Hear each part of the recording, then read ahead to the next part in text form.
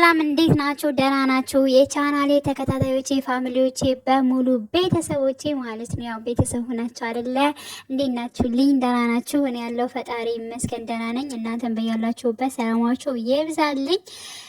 ያው እንግዲህ ጽናት ከተከታታይ ድራማ ከሰዓታት በፊት ተለቋል ማለት ነው። እጅግ በጣም ያው እንግዲህ ምንም በነገራችን ላይ ለየት ያለ ነገር የለውም። ምክንያቱም እንግዲህ ጽናት አሁንም ድርቅናዋን ቀጥላለች። የፉክክር ቤት ሳይዘጋ ያድራል። ኧረ ተዘግቷል በሩን የኪራ መስከር ማለት ነው። በነገራችን ላይ ኪራ ሲሰክር በጣም ነው የሚያስቀኝ ማለት ነው። በጣም መተወን ይችላል እዚያ ላይ ማለት ነው። እና በጣም ያስቀኛል። እና ያው እንግዲህ በስካረም ጭምር ወደ በር አውጥቶ ዘግቶባታል ማለት ነው። እንግዲህ እሱ ወደ ቤት እንዲገባ እንቅልፍ ሳታ ቁጭ ብላ ቆይታ ልክ ለሱ በር ከፍታ አሁን እሷን አስወጥቶ እሱ ወደ ቤት ግብት ዝግቴ ታባሽ ብሎ እንደውም ተናግሯታል ማለት ነው። እና በጣም ነው እንግዲህ ፉክክራቸው ማለት ነው። እና ጽናት በጣም ድርቅና አብዝታለች። በጣም ማለት ነው። እንዴ እንደ ዛሬም እንዴ ሁል ጊዜ ነው በቃ ድርቅ እና እንግዲህ በጣም የሚያሳስባትና በጣም እንትን የሚላት ነገር እንግዲህ የአባቴ ነገር ነው የምትለው። እንግዲህ ቤተሰብ ደግሞ የልጆችን ደስታ ማንም ቤተሰብ ይፈልጋል ማለት ነው፣ እኔን ለመናገር ማለት ነው። ስለዚህ ያው ጽናት ብዙ ባታበዘውና ድርቅናዋን ይሄን ያክል ድረስ ባይሄድ እጅግ በጣም መልካም ነበረ። በቃ ነገሮችን የኪራ ቤተሰቦችንም የራሷንም እንግዲህ ግን የራሷንም ደስታ እንዲሁም የአባቷንም ደስታ ሙሉን በሙሉ ራሷን ማሳካት ትችል ነበረ፣ ግን ደግሞ አልሆነም።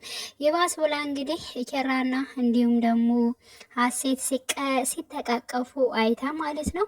እንግዲህ ሀሴት በጣም ብዙ በጭንቀት ውስጥ ነው ያለችው። በነገራችን ላይ የድሮ ፍቅረኛዋን ወይንም ደግሞ ሚዲያ ላይ ቪዲዮ ያወጣባትን የድሮ ፍቅረኛዋ በመገናኘቷ ከነኪራ ጋር በመንጣቷ በጣም ተበሳጭታለች። የድሮን ነገር እያስታወሰች ለሷም ሰላሟን ነስቷታል ማለት ነውና በዚያን የተነሳ ስሜቷ ትንሽ ስለተጎዳ እንግዲህ ከኪራ ጋር ለመወያየት ነገሮችን ለመፍትንትን ለማለት በቃ እንዲቀላት በማድረግ እንግዲህ እየተጠጋት እንደ ጓደኝነት እየቀረባት ይገኛል።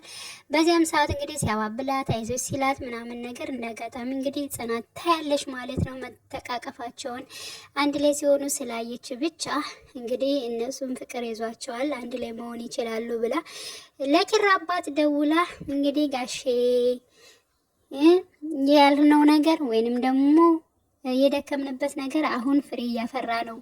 ስለዚህ ሀሴትና ኪራ ተግባብተዋል፣ ጥሩ ላይ ናቸው። ስለዚህ ወገባችን ታጠቅ አድርገን እንግዲህ ኪራን በደንብ አድርገን ድል ባለ ሰርግ እንድረዋለን ስትል ኪራ ሰማ። ኪራ ማንን ነው የምትድሪው? ለማንንስ ነው የምትድሪኝ? ማን ነው የሚያገባኝ? በማለት እንግዲህ እኔ ማላቃት ሌላ ሴት አለሽ ወይ እስኪ አስረጂኝ በማለት እንግዲህ አፋጧታል ማለት ነው። እና እሷ መራ ደንግጣ እኔ ማንንም አይደለም ሌላ ኪራ ነው፣ አንተ ብቻ ነህ እንደ ኪራ? ሌላ ኪራ እኮ አለ፣ ስለዚህ ስለሌላ ሰው ነው እንጂ አውሮስ ስላንተ አይደለም በማለት እንግዲህ ትነግሯለች። እስከ መቼ ነው ሁልጊዜ የምትዋሽኝ? አንቺ እውነቱን ንገሪኝ ብሎ አፋጧት ነበረ፣ ግን ደግሞ ልትነግረው አልቻለችም። በዚያ የተነሳ ተናዶ ሄዶ ጠጥቶ ሰክሮ መጥቷል ማለት ነው።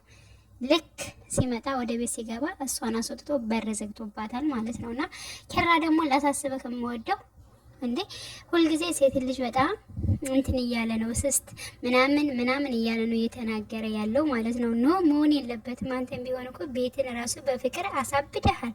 ተው እንጂ እንከባበር ኪራ፣ እንከባበር።